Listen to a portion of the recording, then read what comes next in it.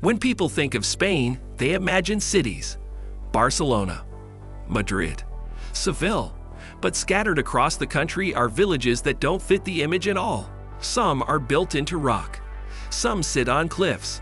Some were never meant to be comfortable. And the strange part is this: people still live in them. Senterada de Bodigues, Andalusia. Walking through this village, something feels wrong immediately. The streets are narrow. The walls feel heavy. The sky disappears. That's because the houses aren't just next to the rock. They're under it. This is Senterada de Bodigues.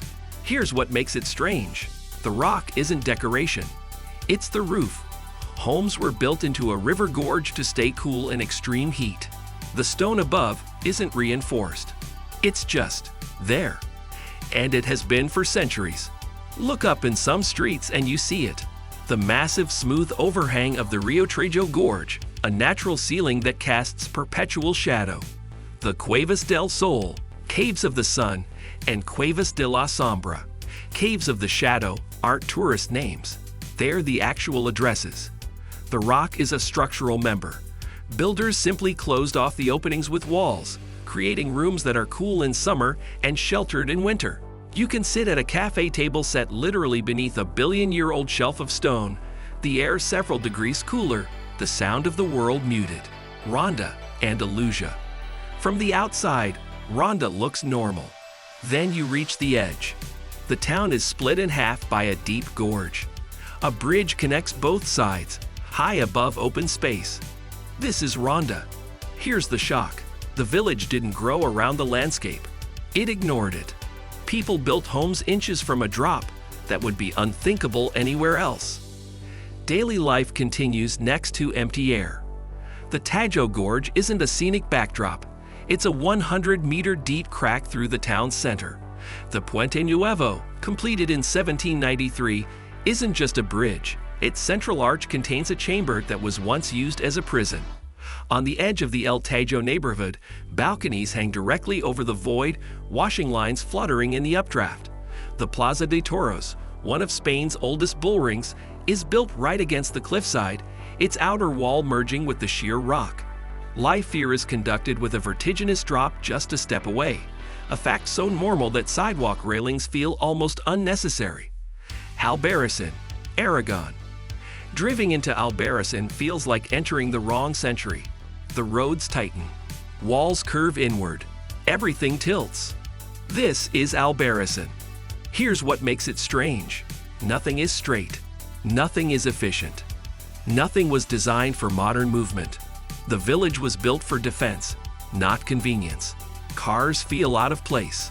Time feels distorted. The distortion is physical. The pink-hued, timber-framed houses bulge outward into the alleys, their upper stories almost touching to block sunlight and funnel attackers. Staircases twist at impossible angles, following the contours of the mountain spine it crowns.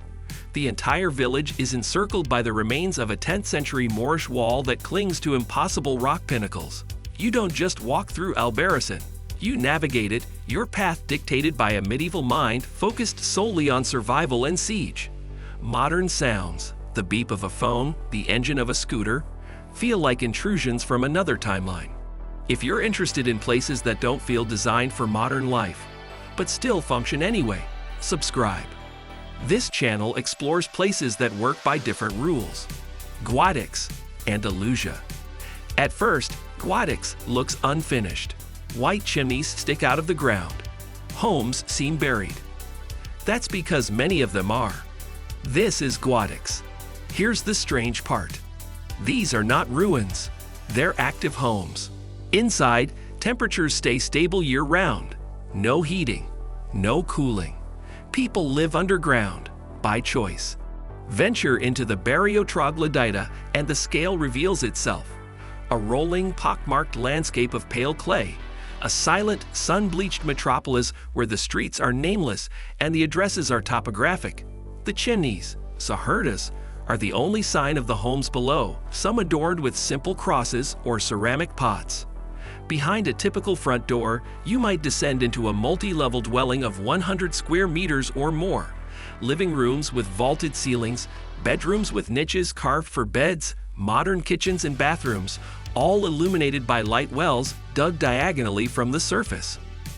Cadaqués, Catalonia. From a distance, Cadaqués looks peaceful.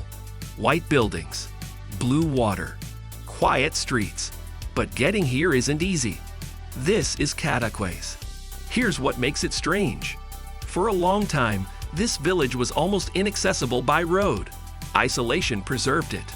Modernization arrived late. The village stayed compact and controlled. It feels separate, even now. The old fisherman's path over the mountains, El Camí de Ronda, was the only land connection until the mid-19th century. This forced the village to turn entirely to the sea, creating a unique dialect and a fiercely independent spirit. The architecture is a direct response to the Tramontana wind. Houses are stacked like blocks, their flat, stone-facated faces presenting minimal resistance, with streets so narrow they feel like cracks between buildings. Even the Church of Santa Maria, with its defiantly simple Baroque altar, is built like a fortress against the elements. Aigüestort's mountain villages, Catalonia. High in the Pyrenees, villages sit far apart. Winters are long. Roads close. Movement slows. In and around Aigüestort's Estany de Sant Maurici, settlements exist where convenience doesn't. Here's the shock. These villages were never meant to grow. They were meant to survive. Tourism came later. The structure stayed the same. Look at the palisades, the high, dry stone walls that carve the mountains into manageable plots. They are the first clue. Villages like Boy or Irill-la-Val are not scenic clusters. They are survival modules. Every material is local: slate roofs, river stone foundations, pine timber. The famous Lombard Romanesque church towers served as lookouts and refuges during raids. Their height was about sightlines, not spirituality. Life followed an ancient vertical calendar. Entire families would move to bordas, high mountain stone huts, for summer grazing, returning only for the bitterest months. Bardena's edge villages, Navarra. Near one of Europe's strangest landscapes, small villages sit next to land that looks unfinished.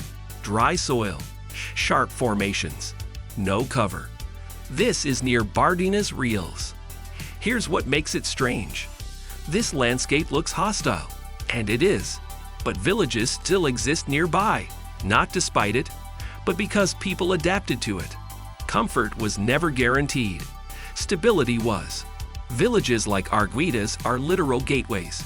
Built on a shelf of firmer land, its back pressed against the Rebra, its face looks directly into the Badlands. For centuries, it was a sentinel post. The Bardenas wasn't a wasteland. It was a vast communal pasture land for surrounding towns, a desert with strict traditional grazing rights. Its maze of barrancos, ravines, and mesas provided perfect cover for bandits and smugglers, and for villagers hiding from conflict. The architecture here is muted, built from clay and stone that mirrors the Badlands' own palette, as if for camouflage. The strangeness is a resource. The Bardenas acted as a natural moat, a provider of clay and salt, and a psychological boundary. Comfort was never guaranteed. Stability was. Towns like Arguidas or Tudela aren't in the Badlands. They're on its border, a strategic position between the fertile Ebro Valley and the harsh Bardenas. For centuries, this was a contested no-man's land. The villages are built from the very clay and stone of the Badlands, their earth-colored walls camouflaging them. People use the arid zone for seasonal grazing, for hiding, and for its strategic, difficult-to-cross terrain. Life here is a study in contrasts. Lush vegetable gardens in town, and a 5-minute drive away, the Martian solitude of Cabezas de Castil de Tierra, where erosion has sculpted fortresses from the dust. The community doesn't fight the strangeness. They understand its rhythms and its protective, isolating power. Spain isn't just cities and beaches.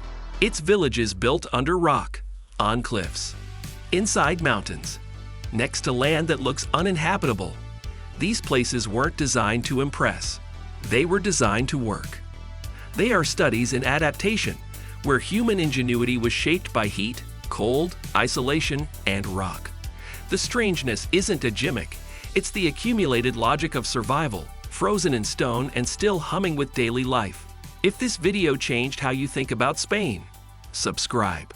Because some of the strangest places in the world are still full of everyday life.